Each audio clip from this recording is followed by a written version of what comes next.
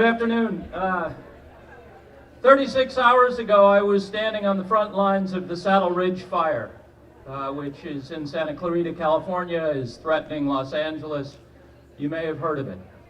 I wonder whether you've also heard of the Sandalwood fire, the Wendy fire, and the Caples fire, which are all burning in Southern California right now, and I wouldn't blame you if you hadn't. It's pretty hard to keep track of everything that's going on right now. What is our place in all of this? What are we doing to the world? What am I doing? What are you doing? In December of 2014, Governor Cuomo rightly said that fracking was to be banned in New York State, citing health risks to communities engaged in fracking. And we should not forget the political pressure that he withstood to bravely make this decision. But doesn't this open a deep ethical question for us? Aren't we forcing the health effects we are trying to avoid on other human beings outside our state's borders? Human beings who share the right to clean, safe drinking water, who share the right to live in toxic-free environments. Aren't we in effect saying we don't care what happens to these people? We are simply externalizing our problems. This is wrong. I recently had the honor of speaking to the International Council of Indigenous Elders. Fantastic, extraordinary environmentalists. The same week, I had the honor to have lunch with Greta Thunberg and her father. And I've had the honor and the luck to spend time with some of the great environmentalists around the world. And one thing that they all share in common that I want to mention to you is that they don't want to be thanked for what they're doing.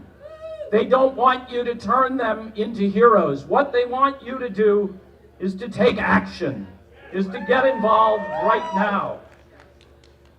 Don't externalize the action that must be taken on them instead of taking personal responsibility. And I say this to myself as much as I say it to you.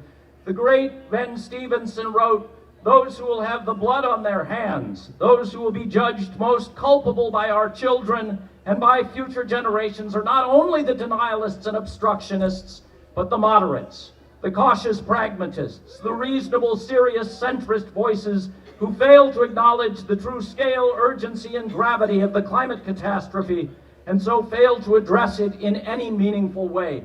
Nothing about our future is preordained. We must accept now, in this moment, that we are called on to make a decision. Will we continue to sacrifice future generations and all of creation on the altar of our own rapacious consumption and apathy? Will we indulge in what Dr. King called the narcotics of delay? Or will we rise? It is no longer enough to simply say, "I believe in the climate crisis." That is meaningless. We must take action. We must end the build-out of fossil fuel infrastructure in New York. Will you agree to act every single day on the climate crisis as I do? If you are willing to do that, raise your hand. Keep your hand in the air and look around you. That's what hope looks like. That's what patriotism looks like. This is what love looks like. Thank you very much.